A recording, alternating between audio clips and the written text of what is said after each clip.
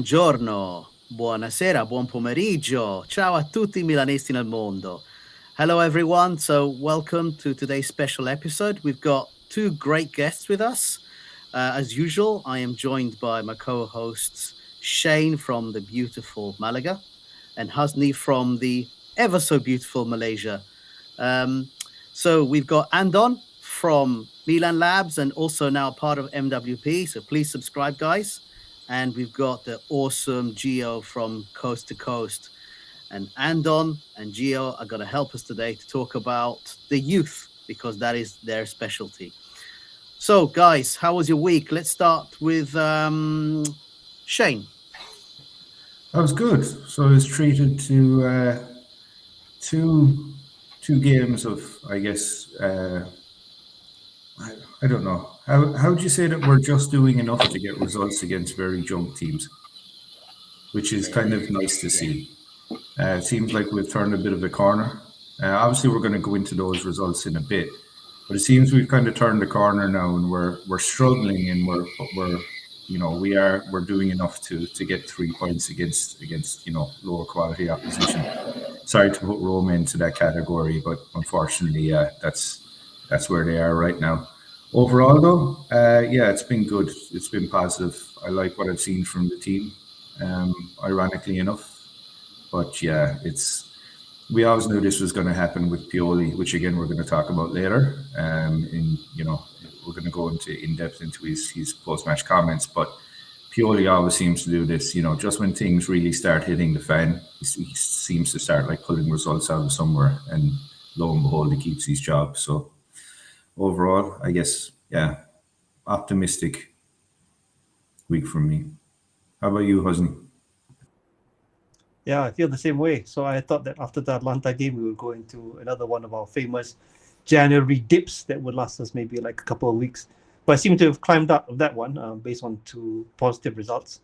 And even with Pioli still at the helm, I don't know how we managed to do that, especially considering that this tends to be the lowest part of the season. But maybe now is the trend that we have it a bit earlier and we can hopefully do something at the later part of the season. But yeah, I think a lot has happened, and great for everyone to listen in, and we'll have to talk about it. May end on good feelings for the week. Yeah, it was a nice week. I mean, we were coming off victory against Roma, important victory. It wasn't an easy victory, but it's still a victory. And yesterday game with Udinese, it had a little bit of everything. It was crazy, last minute victory, probably the sweetest victory you can have. So. In contrast of last year when we had a very, very bad January, this January looks good besides the loss to Atalanta in the Cup.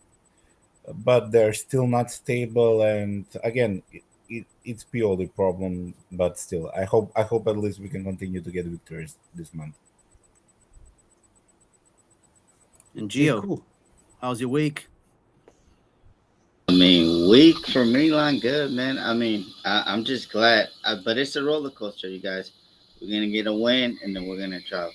But, it's Pioli, man. If Pioli's like a cat, I've been saying that he got 9 lives. Cats, you can't get rid of these guys. And it is what it is. But I'm just glad we beat Roma. We could have capitulated versus that. And then Udinese feels more than 3 points yesterday. After everything that happened, so it's good. We're going good. I don't know who we face next, but we need to get those 3 points because now I think we're I know people haven't played, but we have 12-point lead for Champions League, so the team could have not relaxed in the sense that we're not gonna play these games, but they don't have to play with that much pressure. They know that Champions League qualification is almost there. With all the You're points playing Bologna next. Yeah. Huh? Bologna's next. Bologna next. Oh shit! That's 3 drop points anyway. No, they're a good footballing team. We'll enjoy a good match. Right, and for me, guys, the week, I'll take the 2 wins. Yesterday, something happened, and we're gonna just get straight into it now to talk about it because it's important to talk about to face this issue head on. Something happened, and something that, as someone who grew up in Italy and then spent some of his time also in the UK, faced a lot of racist abuse growing up, and I can say that it hit a nerve with me yesterday, and I said that today I was going to try and keep calm, and I'm trying to keep calm. And I'm just going to explain the facts, but then give you a little bit of a personal opinion on things. So let's just go with, tell me if you can see this, guys, yeah? I'm going to go to, is this? Yep. Yeah, we see. Yeah. So obviously the issue that we need to talk about is what happened to Magnan last night. This is not the first time it's happened in Serie A. It won't be the last time for sure. During the game, Magnan, and I'm going to give him, the floor in Pioli corner at the end, and I'm going to tell you the transcription of his post-game interview. But he went to the referee, Maresca, and said, I'm hearing monkey noises being shouted at me every time I go and collect the ball. The referee did not react immediately and instigate the protocol that should have been instigated and left him to it. In the 34th minute, the players, Magnan just had enough, really. Basically, Gabbia shouted to Maresca and said, you need to speak to Magnan because this is not acceptable. What's wonderful about this is that our players surrounded Magnan and supported him. In my mind, a true captain is Kier, has always been a true captain to me. But, Reindeer hugged him, Leao hugged him. We all surrounded Magnan to try and protect the guy. It got too much, but one of the things I want to say is I want to give credit to one of our MWP Patreons, Maget Muller, who pointed out that Pereira was a player who really was the one that from Udinese stood up. He did go and remonstrate with the fans. By this time, Magnan had had enough and had gone into the tunnel, and everyone and officials tried to surround him and say, you have to go back out there. Please find it within yourself to go back out there. As he steps out, Pereira approached him and made sure he was okay. He was clearly affected by this. We did concede a goal soon afterwards. But we get to the point, which is racism in Italy, racism in culture, and the fact that it's simply not acceptable. The other damage that this is doing, and it's something that people don't really highlight. We are talking about Serie A being a struggling league, a league that is trying to get more viewers, a league that is trying to show itself as being modern. This is how the foreign press sees events like this and reports on events like this. TNT Sports doesn't talk about the game as much as Mike Magnan walks off. Being Sports, that was covering the match. Serie A Moments, full incident, Mike Magnan. La Gazzetta, Cori contro Magnan, chorus against Magnan. Mbappe, Mike, siamo tutti con te. Mike, we're all with you. France 24, Magnan blasts ignorant fans after racist abuse. Sky News, racism towards Magnan, and at the same time in the UK, in the EFL against Casey Palmer. BBC Sport, again, showing you that Magnan was getting racist abuse and covering that. And then EFL. Now, I looked into what is the FIFA protocol when a player is receiving racial abuse. They instigated in 2017 a 3-step process. It's supposed to be, on the first instance, the match is stopped. The match, if it restarts and this continues, it is restopped. And then eventually the match is to be abandoned. This is not what happened last night, guys. And I want to highlight that. It is not what happened last night. Now, as I said, I've grown up in Italy. I am a child of a half Italian and half Asian family. I'm going to try and not get emotional here. But this is really a serious issue. The country cannot carry on like this. Okay? We can't keep doing this to us. We have to be more open-minded and accept immigrants into the country. Okay? This is something that, as an Italian, I've had to face throughout my life. even in England. And we have to do something about it right now. Mannion is completely within his right to walk off on the first instance and for this to be stopped. The game must be abandoned. These people will only listen when games are abandoned, when their fans lose the match 3-0. As I said, I was very angry. My blood is boiling about this. I don't want to hear anybody ever say to me that this is not racism. If anybody comes to my face and says this is not racism and that this is just somebody trying to get a player angry, then you need to come to my face and say that, because I will destroy you for saying that to me, okay? I have faced racism my whole life, and I can tell you, Italy has a problem. England has a problem too, by the way. This doesn't make it any better, but we have to face it, we have to fix it, and we have to move on. So please, guys, go ahead. Take over before I explode. So, just in the context of what Jana said as well, I think a very concerning thing I heard, I won't say from who, but last night there was a comment on a channel most of us are a member of, where a member of that channel had actually said this isn't racist. That's a very concerning statement. If if a black player is getting monkey noises chanted at him, that is just nothing else but racism going on there. This isn't a situation where we're standing on a kind of a moral high horse and we're virtue signaling. This is basically it's highly concerning that this is 2024 and that there's people that think this is somehow okay to have this kind of behavior. What's even more concerning as well is the way that the referee handled it, which was, when Moynihan first went to the referee, it was basically, suck it up, deal with it, let's just continue. So I know what's going to happen. More than likely, the FIGC will come out with some weak statement this week. They'll come out and they'll probably say, "Oh yeah, look, it's not acceptable at all." We'll jump through a couple of hoops. We'll make sure that the referees stay on top of it. But lo and behold, it's not the first time that it's happened, and just for cultural reasons as well, this isn't. Yeah, it's just not acceptable in any state or form. Yeah, so Vince Mancini is a great point there. So the crazy thing that made me sick is how they pretty much forced Mike to come back out after what happened. Yeah. And you think when he wants to come out and play again in a positive mind state, it's not acceptable at all. And I think, people kind of saying this isn't racism are also part of the problem. And, it doesn't look good on the league, especially when the FIGC has, kind of made it their mantra this season to kind of stop piracy. Well, I'll tell you what, right? Rather than kind of, focusing on stopping piracy and putting that as your priority, actually have the league worth watching first. And the league worth watching is somewhere where people don't get attacked in 2024 for the color of their skin. So, yeah, very disappointing. I guess, Hosni, do you want to carry on from that?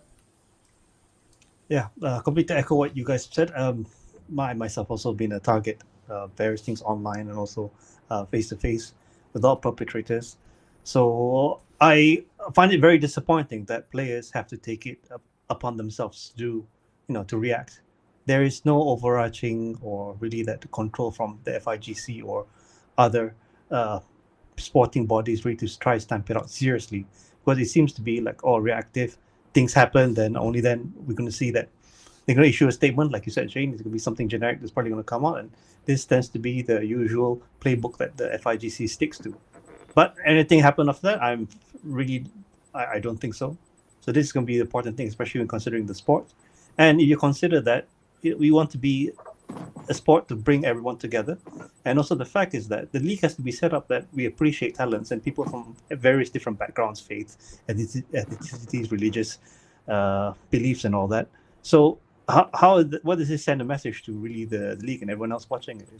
Is this really the melting pot of like the grounds for people to really be racist and to be hateful towards each other? No, this is definitely not really what the sport or what the league should be about. But what we saw yesterday is disappointing on so many levels, and we really have to stand up for it.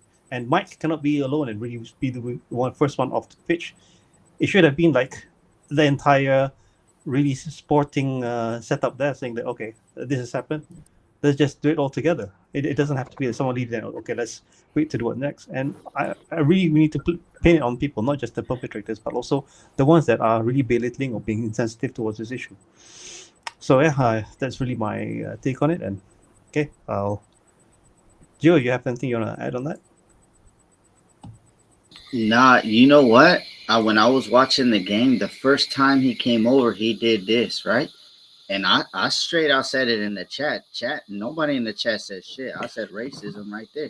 And nobody said nothing. And then it happened again. And this guy is like, this guy, he's an asshole, man. Like this guy, like he didn't take control. But I don't think, these referees in Italy, I mean, they suck ass. I don't think they're willing to take control. And to me, like I think I messaged John. I said, you think they want to play? I'm glad we won to basically say F racism. But if we're gonna lose and we're gonna come out like that, then racism wins. I know people might say no, but I'd rather just abandon the game, lose the 3 points, and basically tell them to F off. Like take a stand or like win just to show solidarity for Mac. Everybody's coming out. But this is like a whole, like, I'm glad that John brought it. It happens in England too. I think Infantino said it happened at Sheffield.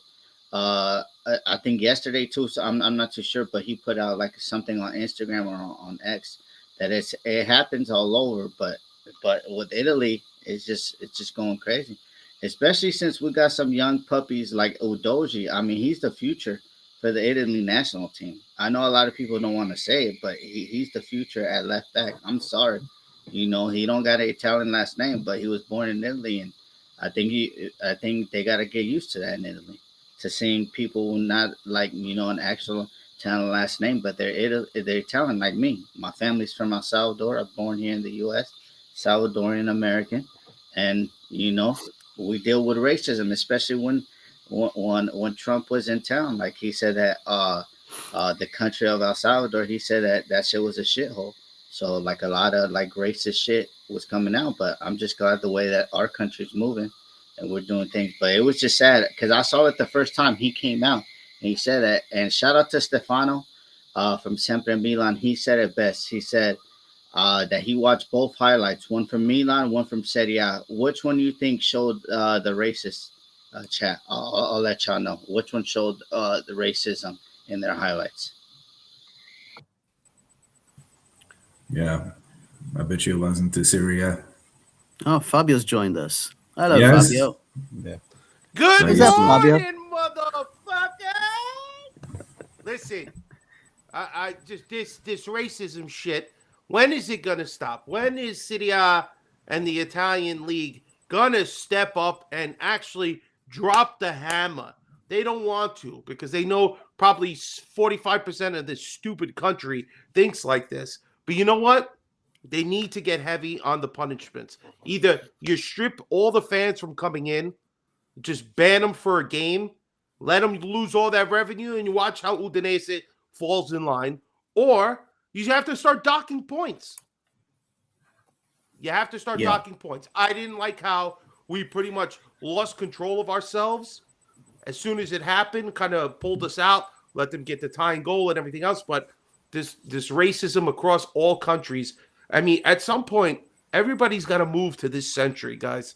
All right? There's no more this 18th century mentality where you think black people or foreigners are bad. Foreigners. That's what everybody always thinks. But you know what? Your country would not survive without immigrants coming to your country. Your country would not thrive without these great players coming and playing in your country. So give us a break, all right? Don't worry. The Italian government is trying to make sure foreigners either have an extremely hard time or cost us a fortune to come to Italy. So you can have nothing but Italians there, whether they're the same skin color you deem fit. You're going to end up having nothing but lower product. So please, for the love of God, this is the best goalkeeper in the world. And you guys are chanting monkey chants at him. I mean, it draws back to the time where, who was it? Oh, my God.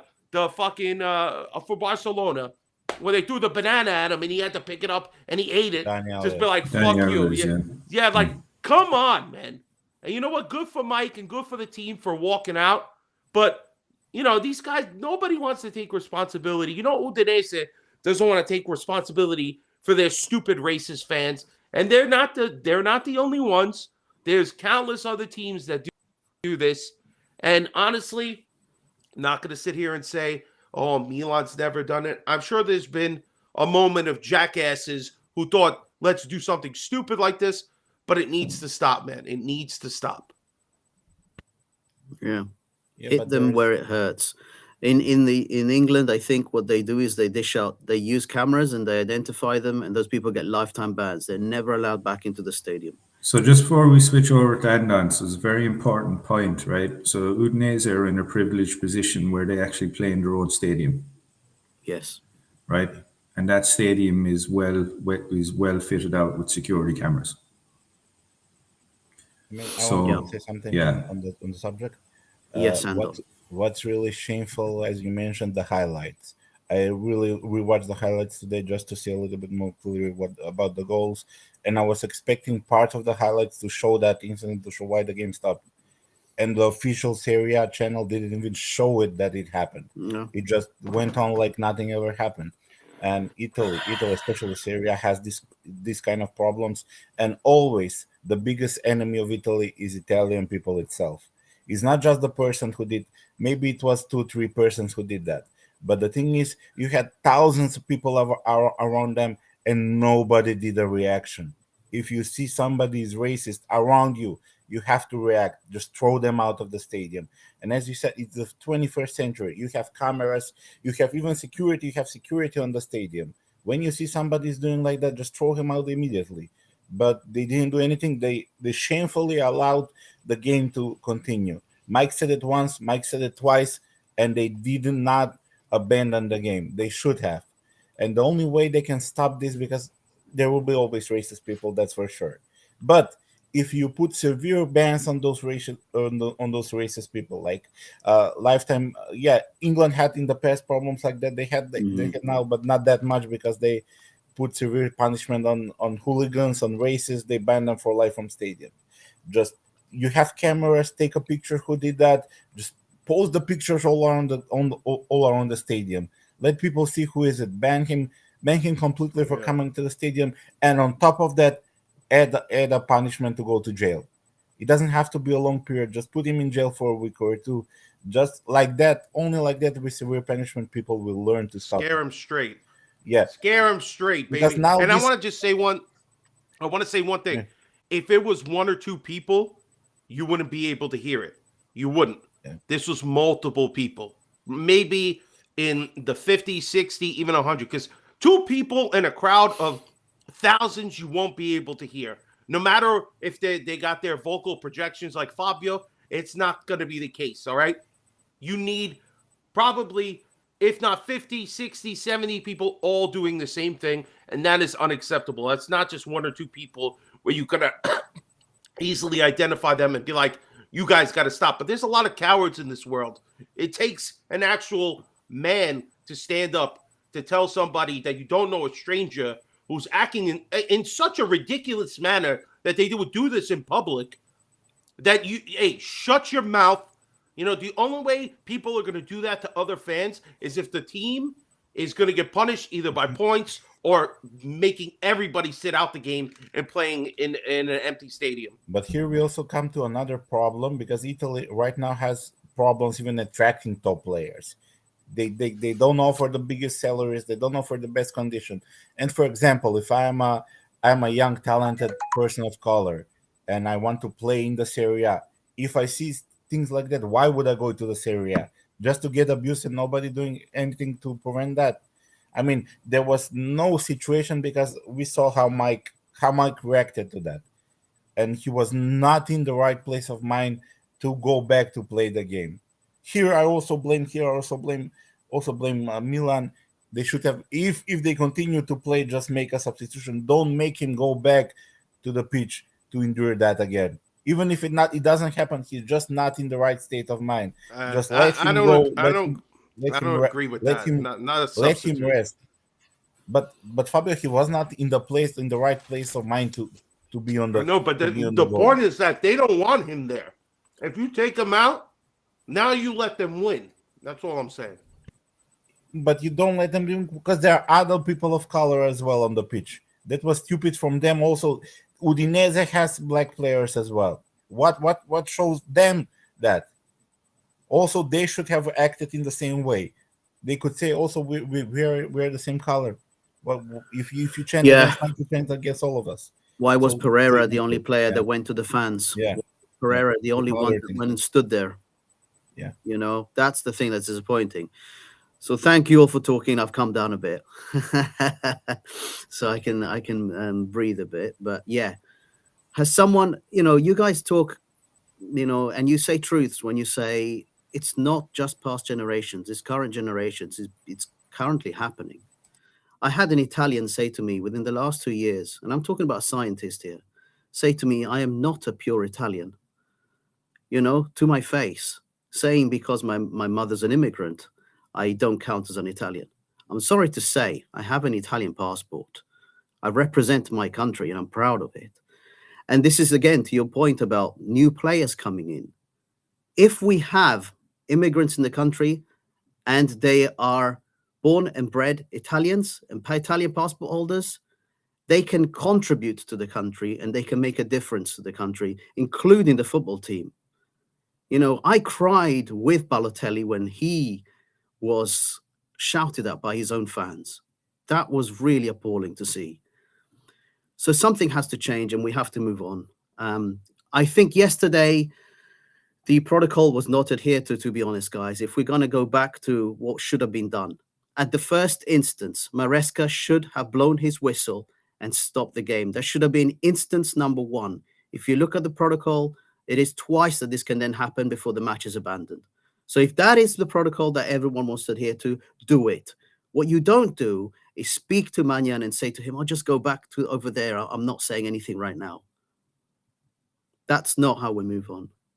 So Vince just made a relevant point. I agree with it and I don't. So the one thing Vince said was, the one thing I don't want to see is UEFA take a dump on Serie A like they usually do when this stuff happens. It also happens in Spain, it also happens in France. Help the leagues, don't punish it. I agree to the extent of nothing should be done if the Serie A attempts to fix the problem itself. If it doesn't and there's silence, then yeah, that's when UEFA should strongly punish the league because silence is just as bad. If I may, Shane, it's going to be silence. All you're going to get is a damn post. There's going to be no changes. Nothing's going to happen because if you look at them politically at the moment, Italy is all for this kind of stuff. Yeah. There's so much dialogue, and it's not just in Italy, and it's sure as hell not just in America, that immigrants and people of other colors, they're just persona non grata. All right? That is how it is for most people who are fucking delusional, still living in 1905. Let's just go pick that as a nice round number. All right? But honestly, it is very upsetting. But you know the difference is? The difference is when you win, they don't give a fuck about what your last name is. They don't give a fuck about your heritage. All right? I don't hear anybody talk about Cremonese as, he should have never been because he's actually Argentinian. No, because he helped them win a World Cup and they all slobber on his balls. But when you lose, Fabio. You lose, exactly, or you're not on their team, they treat you like hot garbage. I mean, you're chanting monkey chants at a black player on the opposing team when your team has multiple black players. I mean, it boggles the mind how stupid people can be, but it's just how they are. And until there's severe punishments that they drop the fucking hammer on these guys, and then they're going to finally learn. Because you know what? It's going to be sucky when you're the reason your stupidity, right? You can't even go to the stadium no more. You're the reason why your team drops points, and maybe you have to spend a weekend in jail to teach you a fucking lesson. That's how it's got to be. That's how it's got to be. Beautifully said. Right. Thank you all for that. 30 minutes. Good discussion. Really good discussion on the topic. And I'm for one hoping that we can move forward and that something will be done. But I really want, if anything happens again, step away. Kill the match. That's my only last message. It killed the match. Isn't the match supposed to be in our favor anyway, regardless of whether it would have worked out? When you get racist chants like that and you're going to abandon the game, we should be getting the 3-0 victory. Just forget about the wonderful fucking comeback. Let's just 3-0. Game meant nothing. See you later. Fuck you, Udinese. You don't even get the goal difference. Yeah.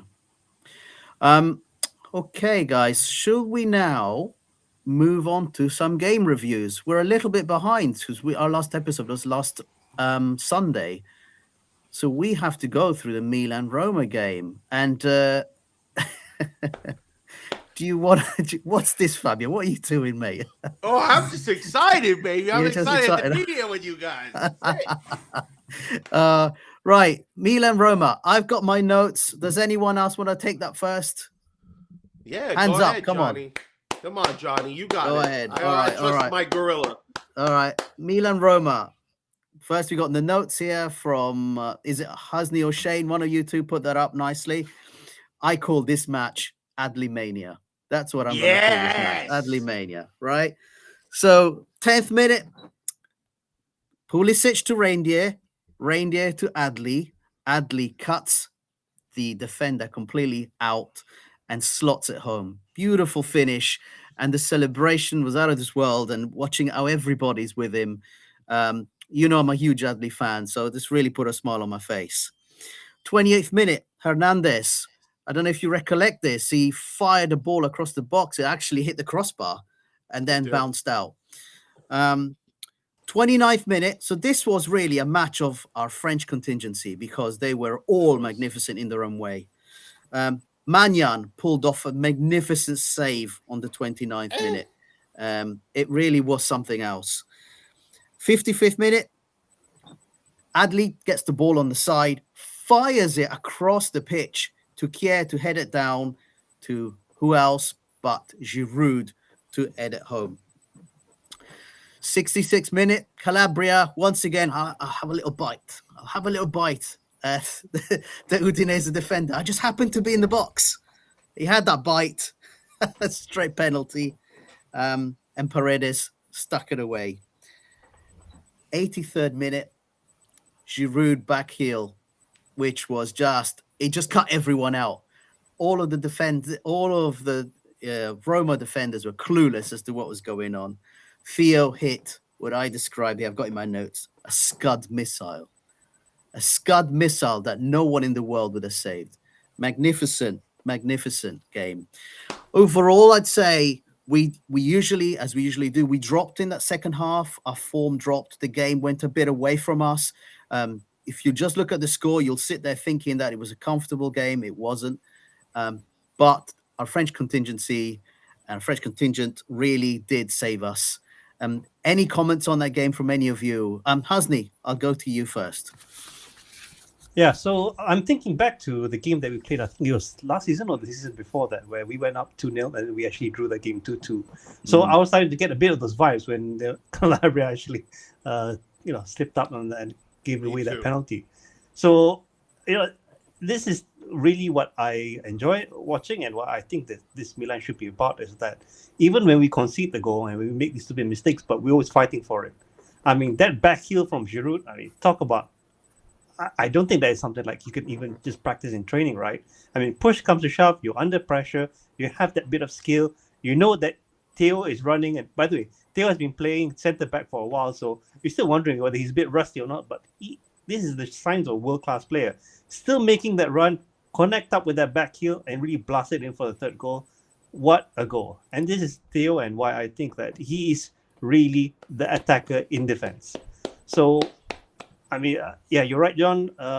If you had just looked at the score, you'd have thought maybe that we breezed by it, but there were a few tense moments. But yeah, we pushed through, and thanks to this game and thanks to our players, we managed to get Mourinho fired. And thanks to Mignon for the saves that he made too. Yeah, many saves this game. Thanks to Mignon, and it's a great team effort. How about you, Andon? I mean, what was your thoughts about the game? It was till the Calabria mistake. It was a game that we completely dominated. We didn't had, besides a couple of shots, we didn't have too much trouble. with the game, but after being 2-0 up, after what happened, like it was last season when we went 2-0 up and they drew the game, and after that the collapse happened. After that, we had that terrible, terrible run in January. So I was a little bit worried that that will happen again. And 2-0 up, Calabria does it like he usually often does. He's very, very, very liability in defense. I was more worried, to be honest. I was more worried about Gabi and Kerr playing together because both of them are similar. They are not fast, and I thought they would have problems, but they actually had a very good game. But in the end, it turned out the usual suspect. Calabria doing a stupid tackle that didn't even need it to be done. That was a unnecessary tackle, and we gave them a penalty. They scored, and after that, we dropped a little bit in performance wise. And there was a couple of close opportunities where they could have scored and easily been 2-2, and again we would have the same issue that we had last season. But luckily in the end, that back heel pass through the legs of the Roma defender, and that finish from Theo sealed the deal. And after that, it was just closing the game. I mean, a lot of people nowadays they always say bad things about Giroud. They're not satisfied with Giroud.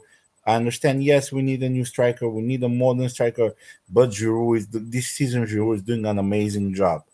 He has his off days. Yes, he has a couple of games when he didn't perform. But games like this, where he's crucial to almost every goal that we score. In terms of goal production in the league, he's only second behind Lautaro, and Lautaro is having an amazing season. Plus, he's younger.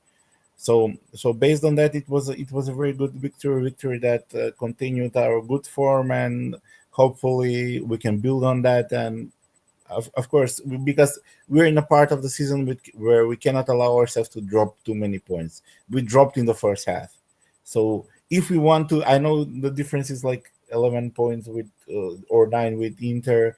It looks like it's not possible to catch them, but it's football. You never know. Our job is to win as much as points as possible. If there is an opportunity to get close to them or even overtake them, we should use it. But we can only do that with victories like this. Okay, well said. Yeah, Gio. Sorry, guys, my computer. What the hell, man? It just rebooted on me. But no, the Roma game, the first 5 to 10 minutes, it was bad. Like Roma were on top of us. Gabia was making stupid passes, leading to like their attacks. And then I think we just settled in, baby. And then we did what we do to Roma all the time. We dominate them and everything. And then we score the goal. And see, Andon mentioned it.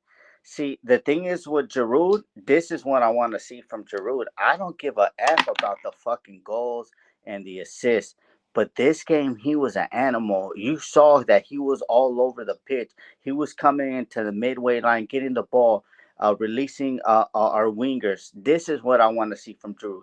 If Giroud doesn't score goals or doesn't get any assists, but he has this all around, at least he's doing something, and that's what I want more from him. And maybe this came from the rest of Jovic, taking it over in the Capo Italia and dropping the stinker. Then he did that. But I want to say a big thing, man, because I said it on me and Fabio's podcast, but I love Calabria. I was the first one on the internet to call him Capitano Calabria, but I love you, Calabria. You've been at the club since you're 6 years old. I've seen all the pictures. But if you're a true Milanisti, you should be like me, John, Andon, Husney, Fabio, Shane. Like we would die to be in your position. We'd give everything for the badge. And you just doing stupidities after stupidity again. Like it's been like 4 games in a row.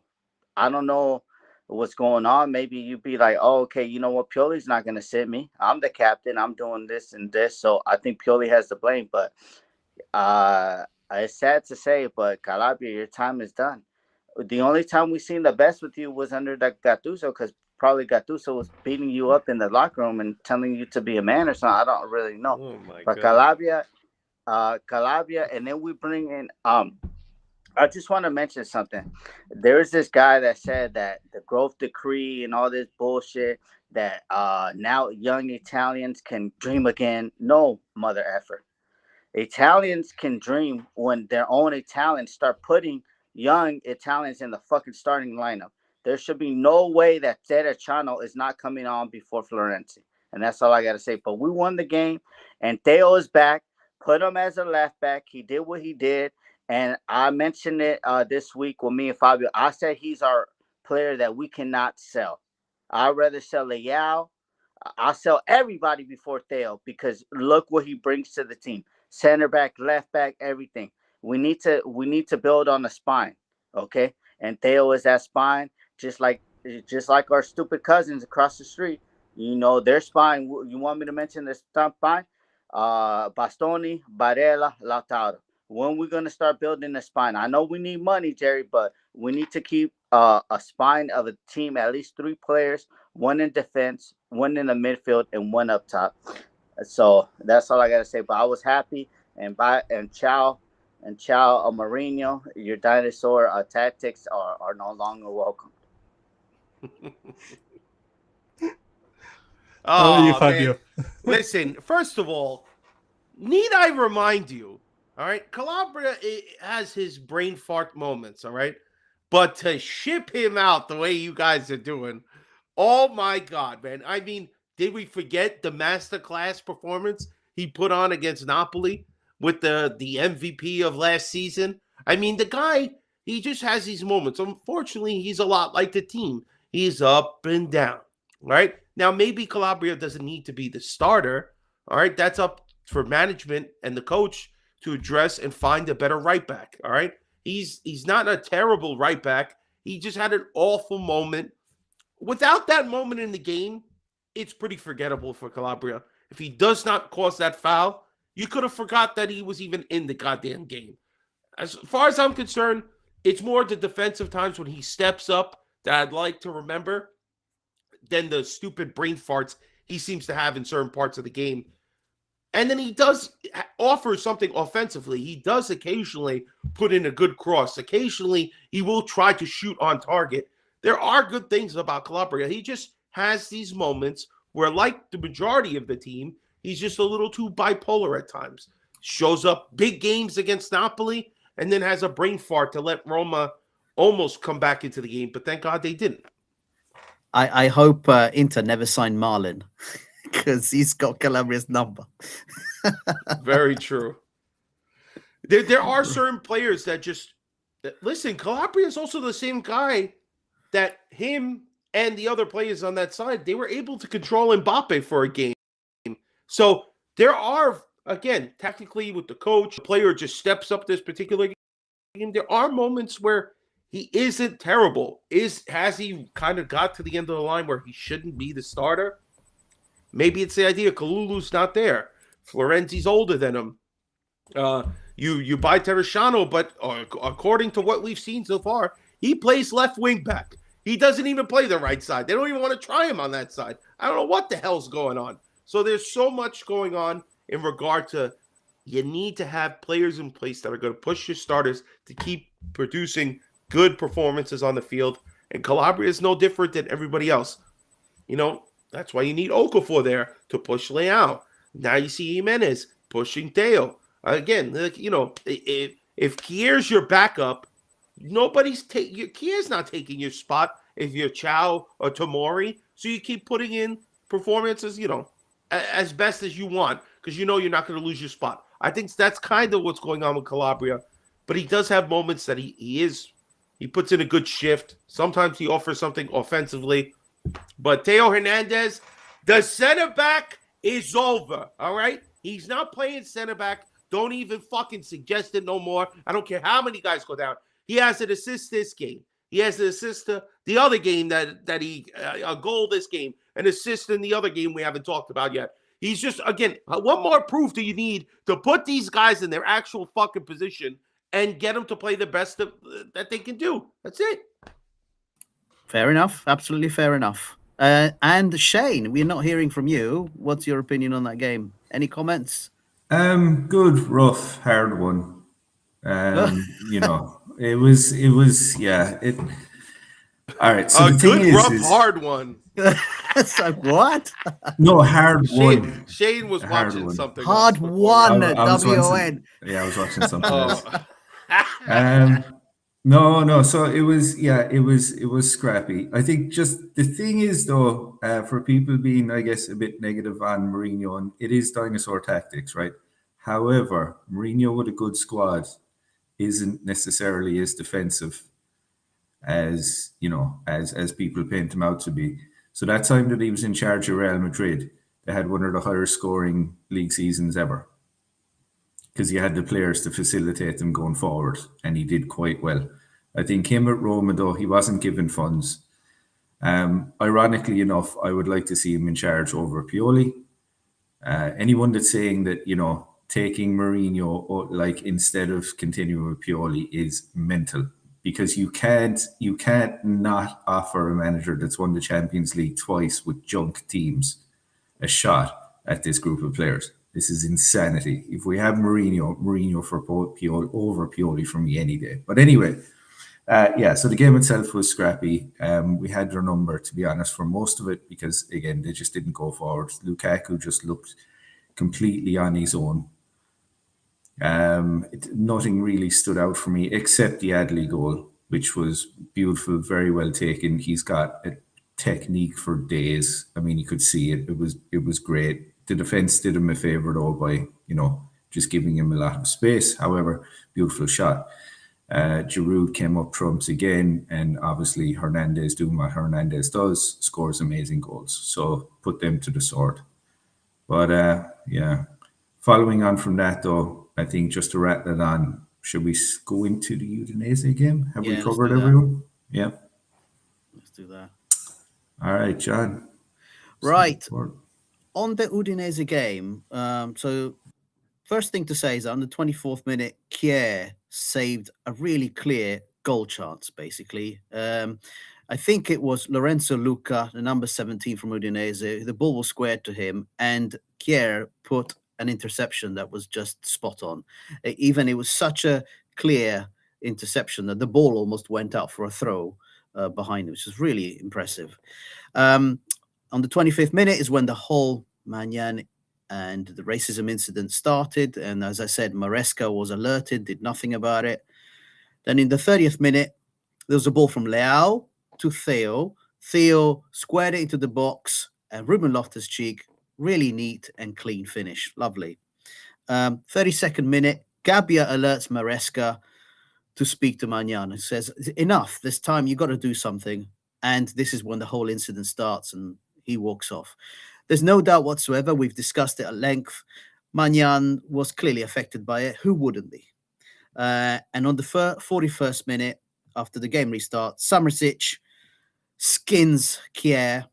There's no other way to put that, I'm afraid. But if you look from behind the player, the shot he took was so good that it started outside of the post and curled back into the goal. So really perfection. In the 58th minute, Giroud header from Pulisic assist. I don't think it was a goal, but it was a very good header.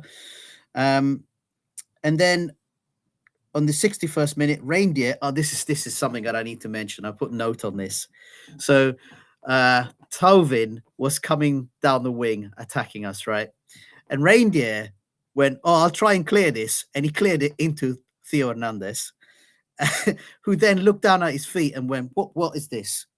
And Tovin just went, "Thank you very much." And then Gabbia did an impersonation of a lamppost, made himself as thin as possible. And Tovin said, "Thank you very much," slammed the ball home 2-1, right? So that goes down on Reindeer and mostly Theo, actually, for just like not having a clue where the ball was.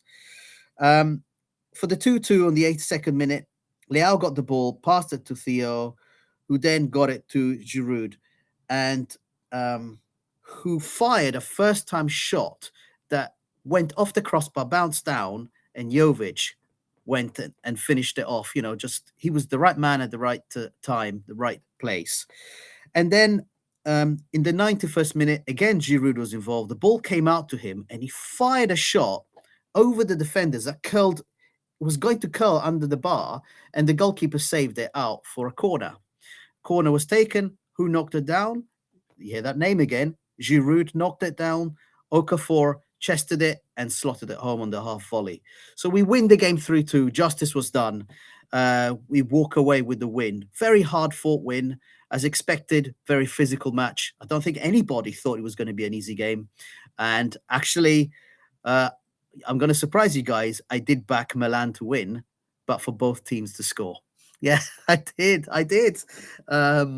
So take it away, guys. I'm going to hand it over to, because we've not got him on screen, I'm going to hand over to Husney for his comments. Okay, yeah, I've been here in the shadows. So I agree with you, John, but I want to add two things, yeah? So in the first half, I thought that Giroud had a lot of good chances.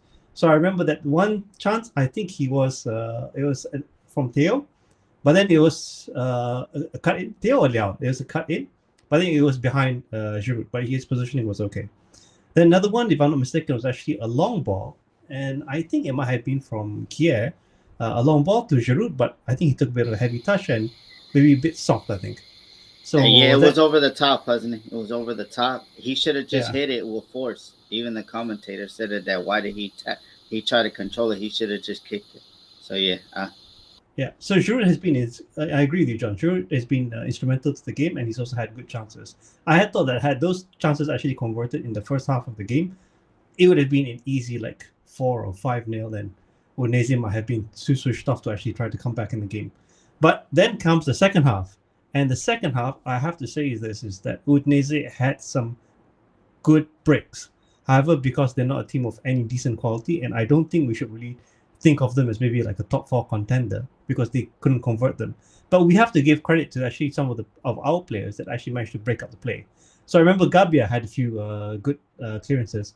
I think Ruben Loftus-Cheek also prevented a clean break onto our goal. So it was, to me, even though we won it, but I thought that Udinese in the second half had some good chances. But this is why I tend to worry for this team, is that why do we let our concentration slip so much? Is that teams like this, that so close to the relegation zone, are able to come back and actually threaten us in this way. I mean, maybe last season it wouldn't have been 3-2. Maybe we would have finished a 2-2, and another 2 points drop. Because Udinese is that sort of team, and I don't know why. But luckily, in this case, we did manage to get 3 points. But you won't hear this from me too often. I'll have to credit Pioli a bit. The substitutions, he brought them in at the time, and the substitutions actually managed to change the game. From Jovic, who I have to credit over and over again, he is so alert. So many players would have probably just watched it and waited for that goalkeeper to catch it up as soon as it dropped off the bar. That actually reminds me a lot of the Diaz goal, and good luck to Diaz. He's in Real Madrid, but yeah, I mean it's very similar to the Diaz goal in the Champions League. But also to Okafor, excellent coming in from that corner. He was alone, good positioning, took it at the far post, and really scored it in for the winner. What a winner, I must say. I really enjoy watching these players who I know they haven't had the most game time, but when they're on, they make the best of it. Yeah, they want to score. They want to fight back. And I think the last thing that I want to say is that I want to applaud Jovic, because I think he had that one clearance within our own box, so he came all the way back to help. I think that was in the last few minutes of the game, and he helped to clear that ball away. So yeah, I mean, great by team effort, and especially great by substitutions. Pioli, you get extra points for me on this one. So Andan, what was your view of the game? Yeah, it was kind of a game that I expected to happen, taking in consideration we haven't won it at away at Udinese since 2020, and we always have difficult physical games with them. You can see also by the start they had 6 yellow cards. They always play like that. They try to bully you. They try to play physical. Up to the racism incident, we were completely dominating the game. We were not in a second in trouble. We controlled the game. We had 70% possession of the ball. After the racism incident, everybody was shaken up. Samardzic cooked car, and the goal happened. And in the second half, we considered that stupid goal. It was like a Benny Hill incident. What happened between Theo and Rangers? I mean, I still don't understand how can that happen. How you can be that unattentive to things happen. I blame both of them because Rangers yesterday had a terrible, terrible game. And after the 2-1, I wasn't really convinced that we can do anything because we didn't play that good. But as you said, I don't like Pioli at all. But yesterday he did a very good job with the substitutions. He got the right substitutions, and it paid out. We scored 2 goals in the later minutes of the game. That 93-minute winner, and we won the game. But I want to take a few takeaways from this game. First of all, I want to give praise to Gabia. Gabia has shown in the last 2 games he has played, he has learned something from Villarreal. He's not the same player before he went. He's steady. He knows what he's doing. He can work a little bit on the passing, but that's not that big of a problem. Defensively, he's a rock. And this maybe shows to our management, shows to our team that we need to send out young players to loans to different league. Don't send them to the Serie A. Send them to a different league for them to learn something new. And when they come back, to be stronger. Another thing, also another game where Giroud was instrumental, involved in all 3 goals, either by assist or being part of the action. So also that shows that Giroud needs a rest here and there, to give him a rest, just not overplay him. Another thing, also one player that needs a rest, I think Rangers, because Rangers played every single game in this season. He needs to rest a little bit. Doesn't have to be 2-3 games. Just rest him 1 game. Give him time to breathe, because yesterday he was horrible. That was the worst performance he has put in since he came in. And it's not up to him. It's difficult when you're tired. And you can see that he was tired. Hopefully he can get some minutes. And also Jovic is proving to be a very good signing after getting him for free. And Jovic is a type of a player that it's okay to have as a spark from the bench. Don't make him a starter. He's not a starter caliber type player. But to have him as a spark of the bench, I know, guys, you remember Thomason. You remember him. He was that spark of the bench. He can take that kind of a role in this Milan. He can score goals from the bench, and if we can use him and utilize him properly, he can give us like 10 to 15 goals per season from the bench. From a striker from a bench that plays limited minutes, that's an amazing contribution. Taking it all, I think it's a very good victory. I'm very glad that we won that way, to take away the victory after everything happened in that match with the racism and stuff. And I hope Italian football in general, we spoke about this in details, can learn something, can change something, so we won't, and not anybody, not just Mike, any other player can go through that. And yeah, I hope we can build on that and get some more victories. Cool. Thank you, Andon. Fabio and Gio, I know you're probably going to talk about this game in your show, aren't you? This is one of the We ones that will, yeah. you're going to We be will at scoring. length. How's my sound, Fabio? Your sound is good. If I may, just for a few Yeah. moments, because we are going to go in detail on Wednesday. Interesting point. The way they combat racism is that Milan's decided all today they will not be posting anything. So what a fucking ploy. I'm going to tell my job tomorrow, I'm not coming to work. Milan had some racism. They took the day off. I need the day off. We need to act accordingly, all right? I mean, come on, Milan. Who are you hurting? You think Udinese fans? Oh, no. We can't watch the highlights from Milan that we lost. I mean, come on. You're only hurting us. That's some bullshit. Anyway, I just want to say this. And I'm not going to lie. I have to go back and really check. Because I couldn't watch the full highlights like I usually would, because for some reason CBS decided extended highlights were out of being put out today, so I don't know what's going on. So I'm gonna have to go back and watch the game kind of in depth. I did see Ray Diaz playing like pure horse shit this game. He definitely needs a rest. We're running him into the ground.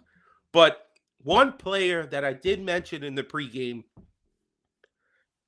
Noah Okafor, is super important to our squad. Not just the fact that you could plug him in and maybe Leao struggling, you got to get him off. You put Okafor in. But Okafor is clutch. He's coming through big when he has his moments. He doesn't know how to celebrate properly, but we'll get there. That's fine. But the idea is that Okafor and Jovic, these two guys have been. This is why you need quality on your bench, because when you're having moments like this where your team seems to just be throwing the game away, and you only have about 15 minutes to turn everything around, when you have quality with the starters that are still out there, remarkable things can happen. And this is Okafor is always in the right place at the right time. That whether he just gets half a chance, he takes it, and it's exactly what we want from this guy. I would be hard pressed to say we should start using him in not just the backup for Leao, but start using him as a pure forward or center forward. Let him play for Giroud sometimes. Let him come in and substitute for Jovic in that spot. I just think that this guy, when we get Chukwueze back, with Pulisic playing behind him, the four of him, them three, and Leao could be so remarkable and fast and changing their positions that honestly we could be such a fucking headache for an opposing team's defense. That I think that is honestly, if Pioli fucking tunes in, he's not subscribed to the Milan Weekly podcast already. All right, Fabio and Gio be kicking great ideas all the fucking time, and then when he implements one of them, oh, how remarkable! It actually worked. You know. So Lab Grill, sometimes we say crazy shit. Sometimes we're fucking on the money, baby. Yeah, no. That's why you're on here, man. That's why you're on here. You've got some great takes. So I got some pearls in this fucking oyster, man. Shane, have you got anything to add? Oh, you want to say something else? Hang on. Your mic is off, bro. You're on mute. You're muted. Fabio, non ti sento, Fabio. Fabio complaining about my noise and we can't even hear him. Take that, Yeah, Fabio. Fabio, I told Fabio this was a I'm game a lip for reader. Okafor. I'm a lip reader. Fabio, This non lo was a so che game. cosa sto facendo. Nah, this game was for Okafor, man, and I'm proud, but he needs to stay healthy. I mean, I think the problem with Okafor is that he hasn't stayed healthy. I mean, he does a stupid celebration. He gets injured for a month Do and your a half. impersonation, Gio. Come on, do your impersonation. You do a good one. What? Of Oh, he Okafor did like celebration. a backflip or whatever, but nah, man. Okafor, you know what? I want to ask the panel because I seen after all this racism thing, and then I'm watching UFC in the night, right? So like I got a couple Heinekens in me, and then I see that we want to give Jovic a 3-year contract, and I lost my shit. What do you guys think about that? Let him earn that 3-year contract. No. It's not. Listen, it's not an automatic 3-year contract. It's 1+1+1. So he won't get a 3-year contract, but it will trigger if he plays good. We're gonna trigger the options for another season. That's if he plays okay. good next That's season, Okay. See, Andon, that's why I need somebody like you up in here because I was like, you better not give him no 3-year contract at 2.5 million net and have us like because we don't know. He had a great season at Eintracht Frankfurt, went to Real Madrid, and then didn't do nothing. And maybe he's catching form again. If he's catching form, then let him earn his contract. But no, I just want to say good team effort. Like everybody who said it, John said it. Like bro, like Jovic was there because he probably some players would have probably thought like you know what the ball is crossing the line, but he boom and it was just great win. The thing about me, like I said, 12 points in the Champions League. I know people got games in hand, and like Andon said it best. Like, let's keep on getting these wins because when Inter got a game in hand, you know what happens to them. Radu, slips it through, and then we win Scudetto. So let them keep their game in hand because we love that. Because last time we beat them to Scudetto. So I just want to say, they picked up in the last 20 minutes, and Pioli, man, you're a cat, man. You got 9 lives. I don't know, man. But great changes. Yeah. But I still would like to see Terracciano. I mean, I don't know why you bought the kid. If you should have bought him and left him all alone for Verona because he was playing at Verona. So I don't know. You should have just let him to get more game time because I don't know if Florenti's ahead of you, man. I don't know, especially when he tried to do a cross and it went straight out of Vance. That was crazy. But yeah, I guess not just the team, just glad that the team showed up finally. You know, it was bigger than the 3 points, and let's keep moving, man. We got what, like in like 20, 30 day 20 to 25 days we have Europa League coming up, so we need to fire on all cylinders. We're gonna need Okafor, we're gonna need Jovic, we're gonna need Giroud. You know, Giroud can't play Monday, Thursday, Sunday, Thursday every week. That takes a toll on the body. Excellent points. Shane, anything to add before we move to Pioli Corner? Very briefly, yeah. So just the key takeaway from the game, for me was I can't remember Calabria doing something in the first half. I can't remember him touching the ball. I can't He remember. did, Shane. He Did he? did. He couldn't even make a 2 foot pass, simple pass. Brilliant. Every time, yeah, that left back had him like every time he tried to pass it, like on the overlap, it was getting blocked. Calabria was not doing nothing. Yeah, like this is the captain as well, though. Keep in mind, and this is why I can't speak lowly enough of Calabria, right? I mean, he's there based on the amount of appearances that he had. He's not a leader of the team. He doesn't function as the leader of the team. Even the racism incident with Mike, taking even Mike out of it, who I think should be captain of the squad, by the way, because he has leadership qualities. But taking Mike out of the equation, even Kier stuck up and actually, did more and acted as a leader compared to Calabria. Calabria is a joke of a player. He's very average at best. He has maybe 2 or 3 good, very good like games a season. We should be looking at just completely upgrading that department. He's a backup at best. He's not a Champions League level player. Never will be. He's a disaster. No need to sell him, but Jesus Christ, I'd much prefer to see him actually coming on as a substitute rather than a guaranteed starter, because he just doesn't have anything. Outside of that, though, yeah, great result. Very, very, very, very tough game. Very fortunate that all 3 goals came from 3 summer acquisitions. So I guess that's a bit of a nod to Moncada / Forlani. But yeah, overall, hard won. Let's move on to the next one. So I guess, John, over to you, Pioli Corner. Have we got the graphic? The we super do. graphic. We do. This Got has a gone beautiful through graphic. Oh countless yeah. iterations. Oh yes. And we're believe gonna... it, that's not even AI. That's literally just me. Right. Okay. So let's go with Pioli Corner. Post Roma, we played a good game. Surely it started well.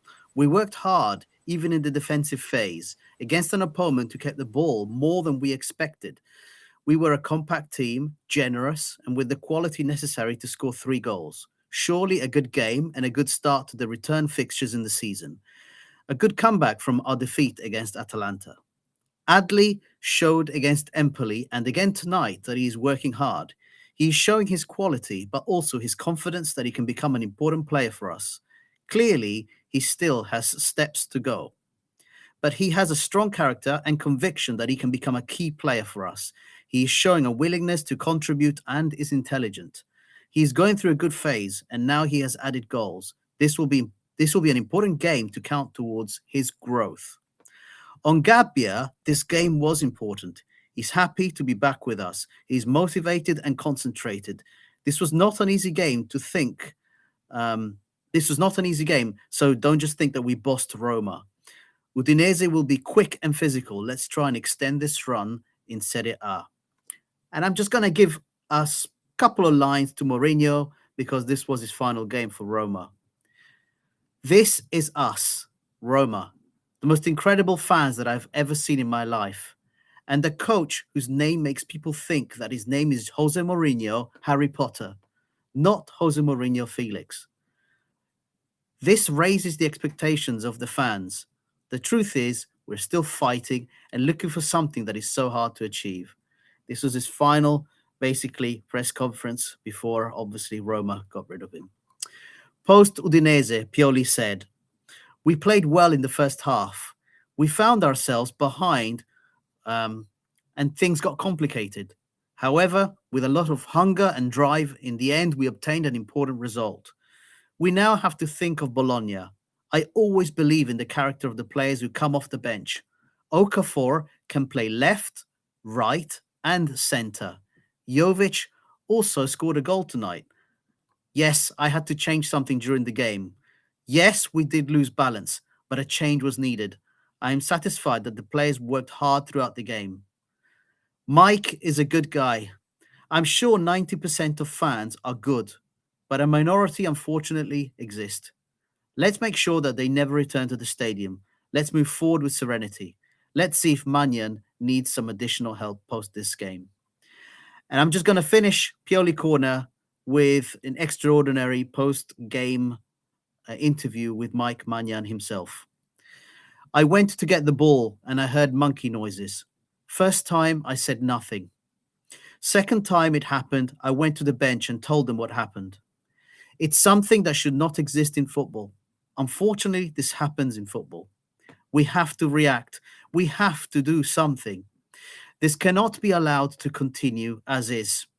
It's okay to whistle. We're playing away from home. But this is called racism. This cannot keep happening. With the cameras and technology that exist, something must be done to stop this from happening. Finally, he said, it's a long time since we won here. Tonight, we won playing our game. It was a tough game, but with our enthusiasm and our quality, we got the victory. We're a strong group who works hard. We want to win every game, and these were 3 great points for us. That finishes Pioli Corner. Any comments from anybody on anything said? I mean, Pioli, he's a cat. He got 9 lives. Sometimes I don't know. He should be a comedian with some of the stupid shit that he says all the time. Sorry for my cousin. I know y'all said it's 18 plus, but Pioli, I don't know. He talks in these things. He should be like a poet, man, with all these things that he talks. I don't really understand, but yeah, I mean, he's gonna be here. You know what? And Vinny, shout out Vinny, man. He said it that he's gonna be here even the start of next year. So we just have to get used to this stuff. The way that we going, I mean, I just see him being here. Cardinale looking for investment, guys. So we have to be real. So he doesn't have any money. So we're gonna save all the money that we can, and it's gonna be with Pioli. As long as he's making Champions League, they're gonna be happy because they're gonna make more and more money. Wow, that's a sad way to finish Pioli Corner today, isn't it? It's going to stay. No, please, no, don't do that. Any other comments from anyone before we move on to our next subject, which is why we've got Andon and Gio with us? No, everyone's happy to move on. All right, so which way do you want to take it? Husney, do you want to do...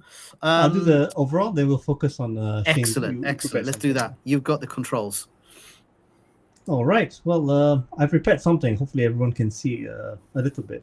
So, this is our segment that for our special this week.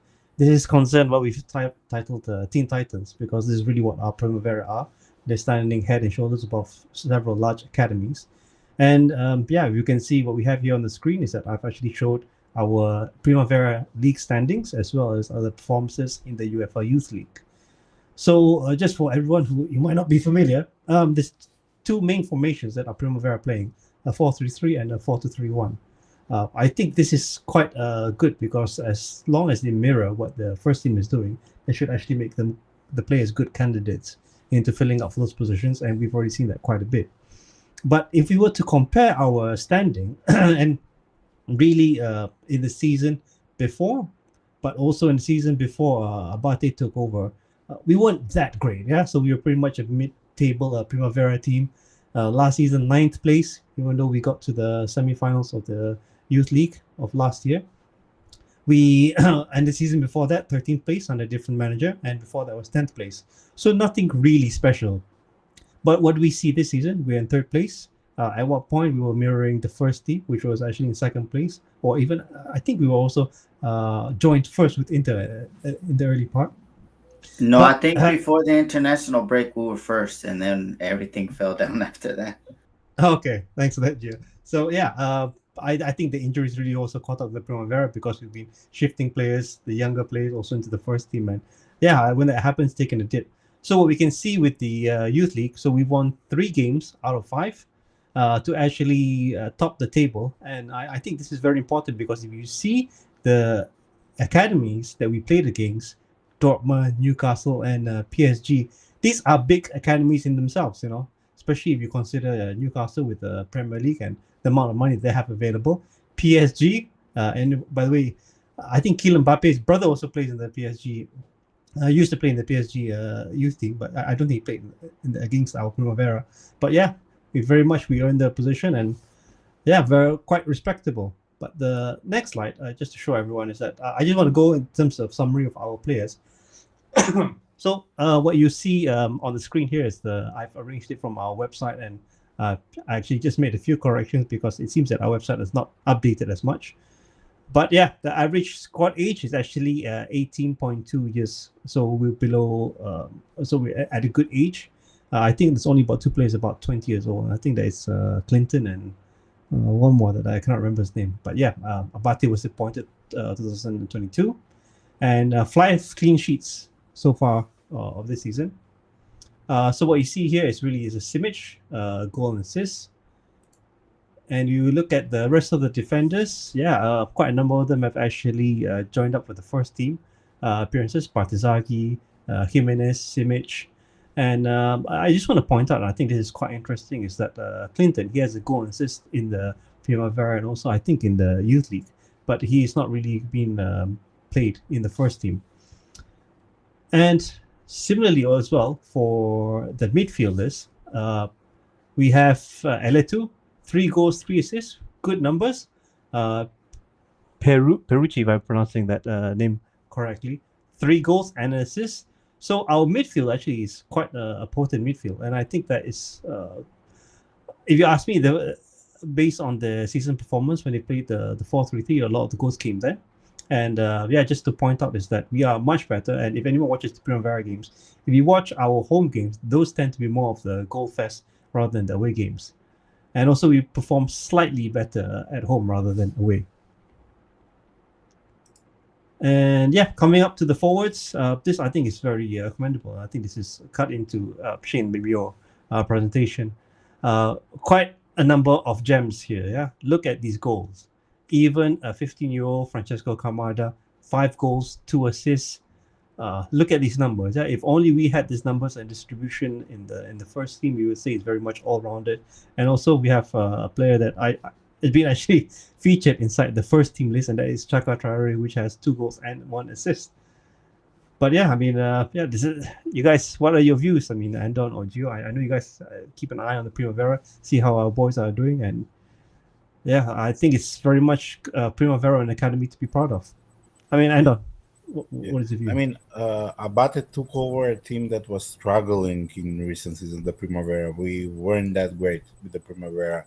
We had too many losses. We were in battle for relegation. We barely made the mid team.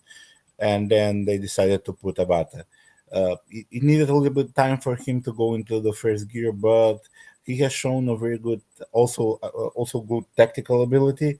He knows how to react. He knows how to make changes. He knows where to make the changes into the team, and it's good. Yeah, as you said, he's copying the first team tactic, because if you call up a player from the Primavera, you need to be ready for the first team. And I'm glad they started to doing that, because before Abata they didn't do that. They used some different formations based on the players they had. And if we go over the team, we have very good players in every part of the department. And this is very good for us for several reasons. First of all, you don't have to just buy players. You can promote player by player. For example, we can promote at least 2 players per season into the first team for them to be adequate covers for when injuries happen. As we can see this season, for example, if we start on the goal, we have 2 very good goalkeepers. The first one is Bartoccioni. He just started in the Primavera. He was before that part of the under 17, and he had very good game. And another player that is regarded a huge talent from France is Noah Ravillard. He was one of the best talents, and we got him for free. He has an amazing potential as a goalkeeper. He's practically very similar to Mike in terms of He has good reflexes and also has a very good. He works good with his feet, which is very important in modern game. You have to have a keeper that knows how to play. Then if we go over the defense, we have Bakune, we have Jimenez, both of them very good right backs, and both of them with different characteristics. Jimenez, we already saw him in the first team. He shows flashes of what he can do. Yes, he has a little bit of green, but that comes, experience comes in time. Also, Bakune is also very good explosive right back, but he's much more solid defensively. Also, we have as center backs, we saw Simic. We saw Simic didn't even put a wrong foot when he played for the first team. We saw it in the summer. We saw it also this year as well. I don't know why for example, Pioli plays Chiari instead of Simic, where he's not playing better than Simic. We already saw that. Also, we have Anciala. He's a little bit behind on Simic, but he also can be a very good player in the future. Then in midfield, we have one of the players that I really want to make a debut for the first team and hasn't done so because we're lacking of that position is Eleto. Eleto is a modern CDM. He's very good defensively. He can pass the ball, and very importantly, he can shoot the ball. And there are a lot of teams interested from the from the EPL and Bundesliga. I haven't. I don't know yet what his situation with the contract. They're still negotiating to renew his contract, but we have to put him in the first team. He can play at that CDM position, and we can have a player for years to come. How, just out of interest, how old is Eleto right now? And Eleto, physically wise, is Ele- he like Simic or is he more like smaller player? he's a little bit small. No, Simic is not that tall. Not that they're similar build. And Eleto is like 18. He's gonna turn 18. 19. Yeah, he's gonna turn 19 now this year. But he's very calm for his age. Great passing. He recovers balls. He makes tackle. He shoots the ball. I mean, it's all you can search from a modern midfielder. Also, we have two. I'm just pointing out those that have the most talent. We have two more. We saw already Zeroli. He's the captain of the Primavera. We saw him making debut, and maybe because of him, we're not gonna sign another midfielder this winter and gave him more chances. He's very good. He's modern. He's more like a box to box midfielder. He can do a little bit of everything. And one more player that we have is Darius Talmak. He's very good, very high potential. I think he's a little bit behind, but not this season, not next. I want him to go on loan for one season to develop. We can get a very good uh, playmaking midfielder in him. And then we go into the attack. The attack is just filled with talent. We have Kamada, and 15 years old. He's playing with players that are 3, 4 years older than him, and he's still scoring goals. I mean, just we need to be careful with him. He's gonna be a striker for years to come. Just we need to ease him up into the first team. Besides him, in the attack, we have Liberali. He's a winger. We have Scotty. We have Chaka. We also have another big striker, the Danish guy. His name is Simelhak. He's also very good. He didn't have too many chances now, but he's gonna be good. And also Sia. I mean, the full team, the full Primavera is filled with talent. And if we build them properly, if we use them properly, we can promote at least 2 players per season, and the rest we can loan them out so they can get experience. That will help us also with the homegrown status that we have to fulfill. It's gonna help us not to have to spend too much money on transfers, and also what will help us sell players if we want to win capital gain on them. If we want to build up the budget, it will help us a lot. We have very good options for the Primavera. I just hope that they're properly. And one more thing, if we build up Abate properly, give him a couple more seasons with the Primavera. Don't be surprised in 2 and 3 seasons to see Abate as a coach for Milan and doing very good. He has the potential and talent as a coach, but we have to see and wait what will happen with him. And then, Thanks, Andon. That was then really that'll good. trigger my PTSD from Yes, seeing the Bate racking up at right back during the banter era, and I left to live it all over again. Anyway, You'll have to get used to it, man. Get used to it. I don't want Pioli for another 2 years and then Abate. I would like that to happen a bit sooner. But thanks, Andon, for a really good overview. Gio, please, any other comments to add to that before we focus on your one player? Nah, I can't believe Andon missed the one player on my spotlight, man. I think he has the most and best potential. And he's coming out of Paraguay, man. I mean, Makonda, shout out to you for Cuenca, finally scouting. Shout out from Makonda for actually going out of France and going into South America and looking those lovely ladies and getting mesmerized in Paraguay and stuff like that. So shout out to you for Cuenca. No, I think what Andon said, like, but now we're struggling. But the thing is, man, I mean, this is a, like, if you look at, I'm not saying, because a lot of people, when I mention like this club, they say we don't have money like that. Look at Manchester City. Like, we're going to talk about like the corruption they did before they got the money and they started flowing. But look at the last couple, like 3 to 4 years, they've been selling a lot of their like youth academies, players, players that are not even playing in the first team, going for 20-30 million pounds, million pounds.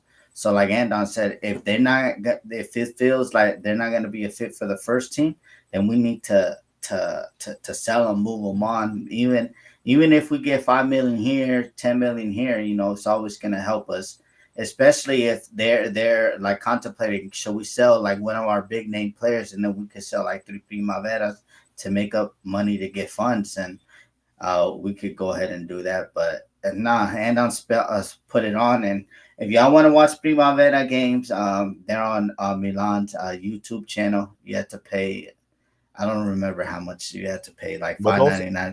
Yeah, it's $5.99, but also they upload them on their Daily Motion channel after they're finished. You can rewatch them if you don't want to pay the subscription. You can check them out. Awesome. That sounds like a really good time to move on to Cuenca. Is that? Yeah. And then you know how we're talking about racism and everything? Yeah. This is the new Italy. Bacone, half Italian, half Albanian. The Roli, half Italian, and I'm going to just say African descent.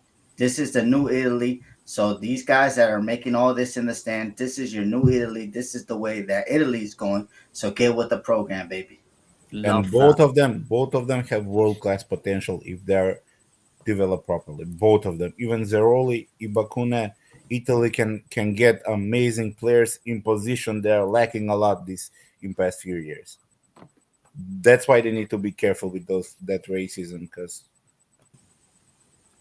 it's kind of a problem.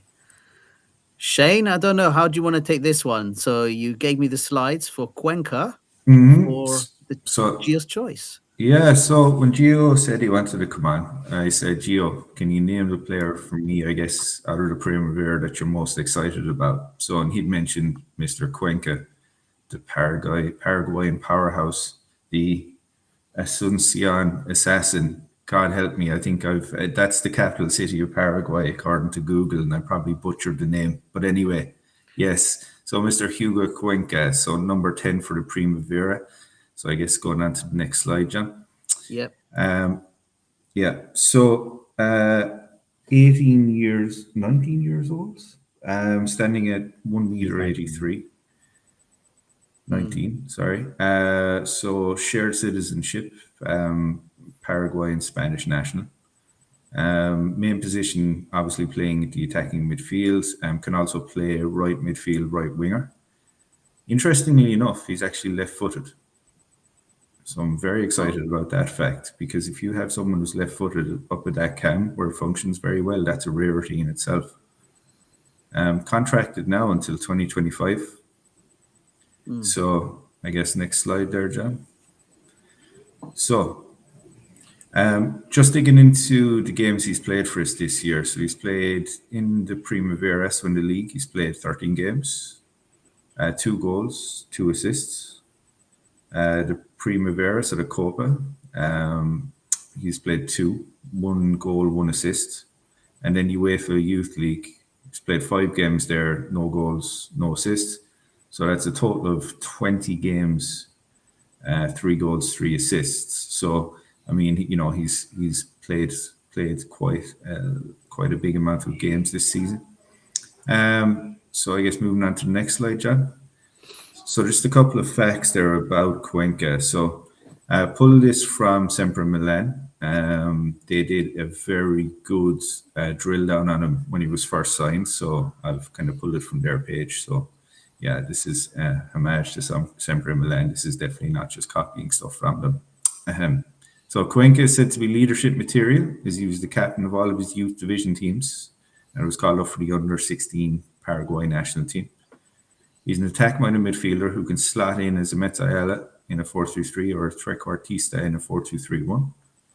He's a strong left foot, okay, and he's not afraid of shooting from distance. Again, very exciting. His main speciality is his dribbling skill. For someone who is as tall for his age, Cuenca is excellent at dribbling past these markers. So, Gio, give us your thoughts on Cuenca. What are you most excited about this kid? I'm excited about him because in tight spaces, man, he'll lead the defender. His dribbling, he has a shot on him, and just recently, like we've been struggling in the Primavera the last 5 games, but you can see he's just trying to take the team with him, scoring crazy goals, and you know the sky's the limit for this kid. He's tall. I think like that was my pitch in the summer, and me and Andon agreed on it. Why sign Luca Romero? We're not trying to shit on Luca Romero when you have this gem right there, the same age. I think Milan spent like 500K, Yeah. to get the kids. So I just didn't really understand like why would you not see this, give this player opportunity, especially when we're in the battle if we're going to sign Chukwueze or not. But I mean, I just see him, man, that he just looks special. It's the eye. Like me, like I had to apologize to Shaka Traore. Maybe Shaka Traore needs to play with players on his level. But Cuenca, man, I mean, just the last 2 to 3 games when everybody has gone up, like Jimenez Simic, he's just taking the team by the scruff of the neck and just doing amazing. Just look at the last 3 highlights and you're gonna see he's a special talent. I like his dribbling. They say he's similar to Paquetá, but I mean he's taller than Paquetá. And to me, he's a little bit faster than Paquetá.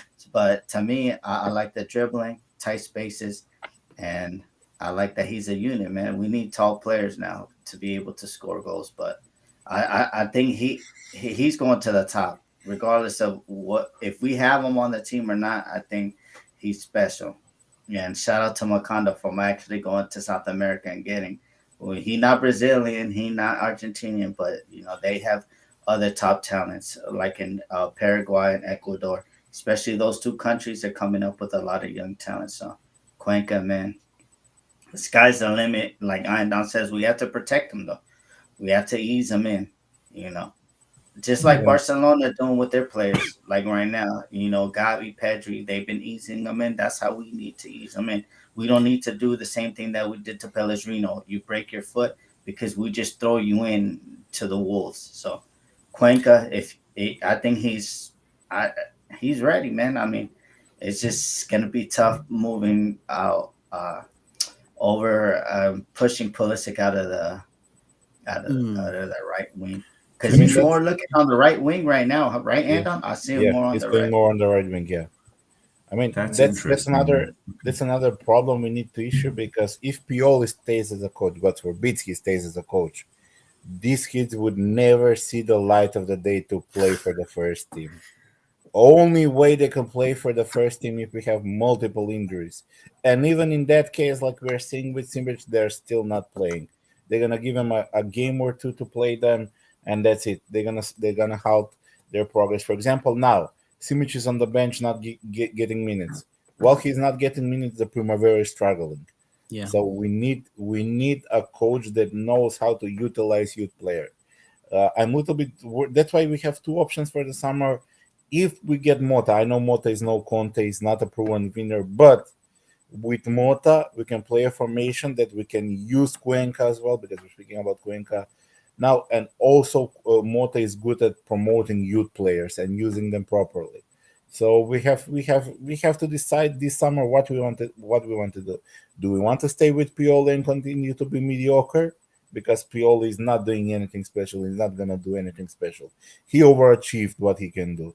Or we want to go with Conte, which is gonna bring us instant success, but we're gonna burn out a lot of youth player, or we want to take a chance with Mota and give him time to develop players and also give him time to implement the youth players into the first team. It's a tough choice that we have to make this summer. Right. Thank you, Gio and Andon. That was really, really good, in-depth information on those players. It's why the three of us, Husney, Shane, and myself, sat down and said, where do we want to take this channel? You tell you what we're going to do is we're going to bring in people that have expertise in particular aspects that we want to discuss. And you're kind of the beginning in 2024 for us to do this. So thank you both. That was really useful. I learned a lot. I now know where to watch them as well if I want to watch them for free.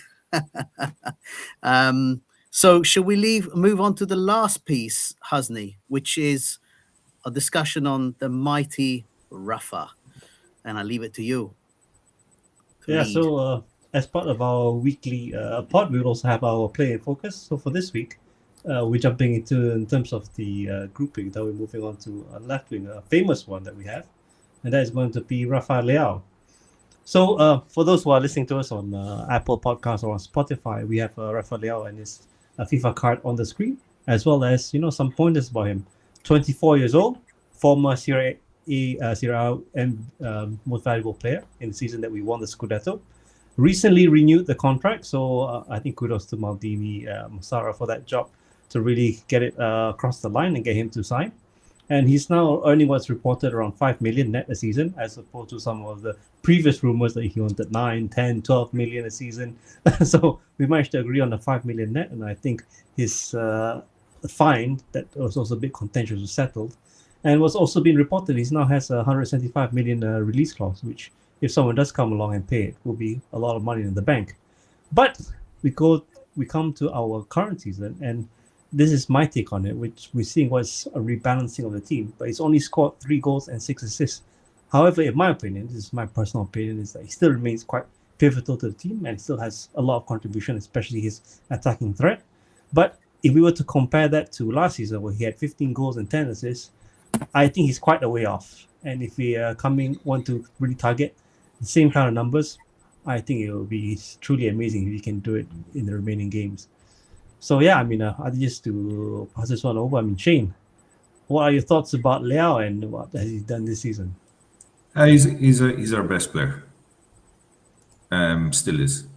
Even I know the numbers and the stats this season aren't great. I think keep in mind there's been a lot that's changed in the squad, right? Obviously, as we all know, over the summer, right? We got in a lot of new players, and these were starting players, right? And I think part of what he needs to do is to learn how to play with them efficiently and effectively, right? I think the kid has all the talent to go and do that. If anything, I think the difference in his output last season was because he was literally where the ball was passed to all of last season. He was our attacking output. There was no one else. So, and also I think what's been damaging to him this season has been, Theo playing in central defense, which meant that he, couldn't link up as well with Leao in those couple of games. So that has damaged him as well. I think on the other side of the foot, though, what I would say is the fact that the new players that we brought in have acclimatized, relatively well so quickly. That's a testament to them. But I think in terms of Leao, he needs to relearn, how to play basically now. I think, ironically enough, I was quite happy with what I seen in the Udinese game, because Leao did get the Forza Soccer quote unquote hockey assist twice, right, for 2 of those goals, right.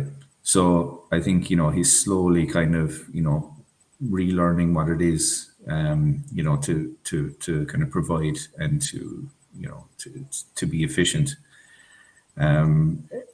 I know the selfish part of me, though, would really like to see him go on those long runs and just, gun at people. But I think in a way, Pulisic is kind of doing that as well. So, yeah, I just think give him give him another season. He'll be back next season to be where he needs to be, which is basically bossing the league. So that's all I have to say on Leo. All right. Maybe I'll add a little bit to that. I'll tell you a little bit about what the Italian press has been saying. Okay, so they've been highlighting their bare numbers, indicating how poor his form has been this season. There's been a bit of a rumor over the last week that Leao's training regime has been altered, and that he's about to reach his peak in the next couple of games or so. They said that after his injury, he put on a little bit of weight. This is all alleged. These are all kind of comments from some of the biggest journalists that follow Milan. And the indication is that he should hit his peak in the next couple of games. I would say his contributions, his constant full game contribution, as you just highlighted, Shane, hockey assists that are still happening are indicating that something is improving in him. But it doesn't seem like he will be able to reach, the massive numbers that he reached last year in terms of direct goals or assists. But the goals are more spread out around the squad, which is a good thing, right? Which is what we've been asking for. And at the end of the day, we're no longer having to say, give it to Leao and hope. Now we can kind of say, look, Leao is definitely our superstar, but there are many other options coming out of the squad now. Thank God.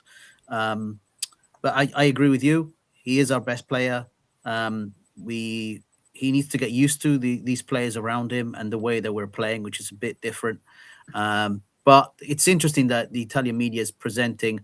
Before, I think 2 weeks ago, they were basically saying he's having a terrible season. His numbers are woeful. And then this rumors come out that his training has basically been stepped up. And the expectation is, apparently they said that, for the Atalanta game in the Coppa d'Italia, we purposefully put him on the pitch, even though he was not ready to play that game because the training had exhausted him. And so they think that he'll reach his physical peak in the next couple of matches or so. So I'm just reporting what they're saying in Italy. So just what you're saying about the Italian media, right? Is it just me or does anyone else kind of... This is, okay, this can be taken one of two ways. Either I'm a biased Milan fan and I'm seeing things just through red and black glasses, or I'm paranoid. But does anyone else kind of notice that, like, no matter what happens at Inter, even when things are bad, nothing ever seems to be talked about? Yeah, that's true. And even when things are going well for Milan, it's like it's just negative press. Yeah, that's true. That happens in the media, Italian media. Yeah, It doesn't matter if Inter does good or bad; they're praised. yeah, If we do one little thing bad, they're always headlines. yeah, and it seems to be constant. Like, Yeah. I mean, it's insufferable sometimes to have to read the Gazzetta because it's just wall to wall. Inter, the best team ever in the history of the game.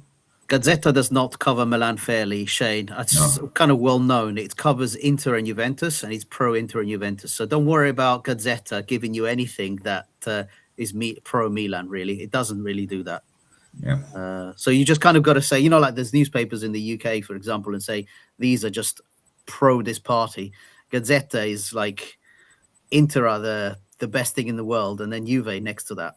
Forget Milan on the Gazzetta. It's just not a fair newspaper. I'd say La Repubblica, but unfortunately with a lot of these is you need an Italian, learn Italian and you'll get a lot of really good stuff. I'd say Radio Rossonera is brilliant as a source of information, but they don't transcribe everything to English immediately.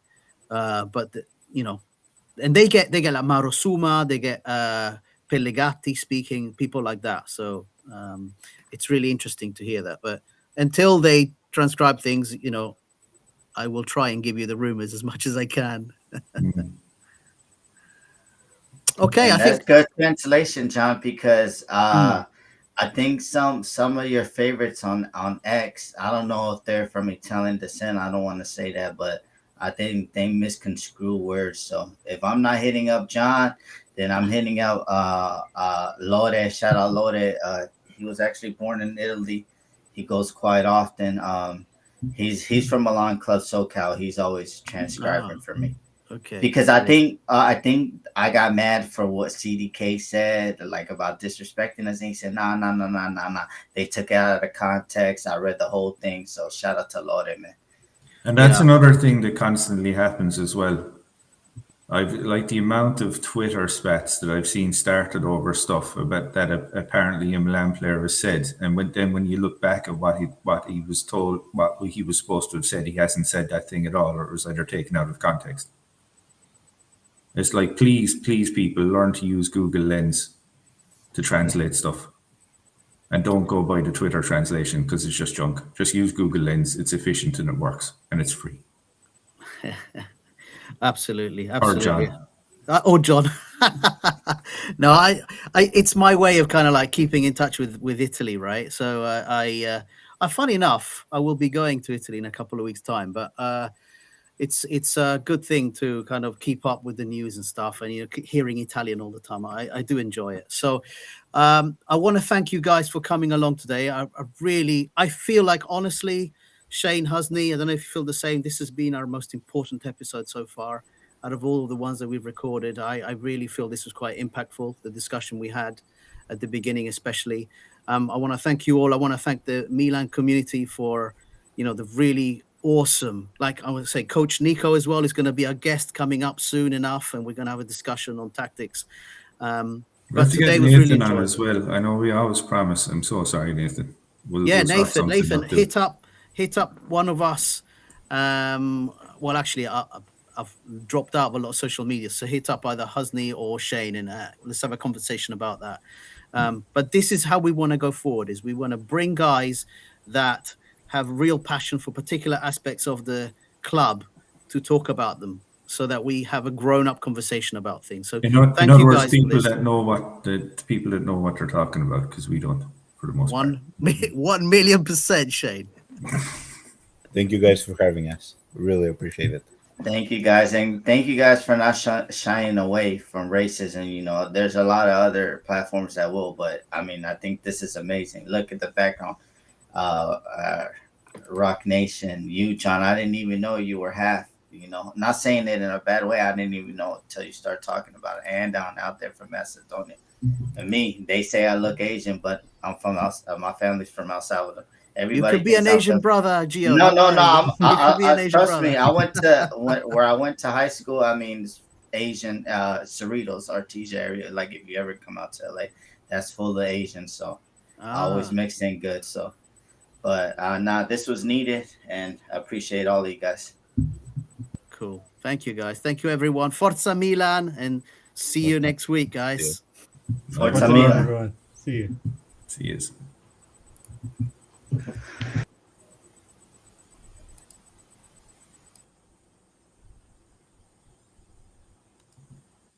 Italia!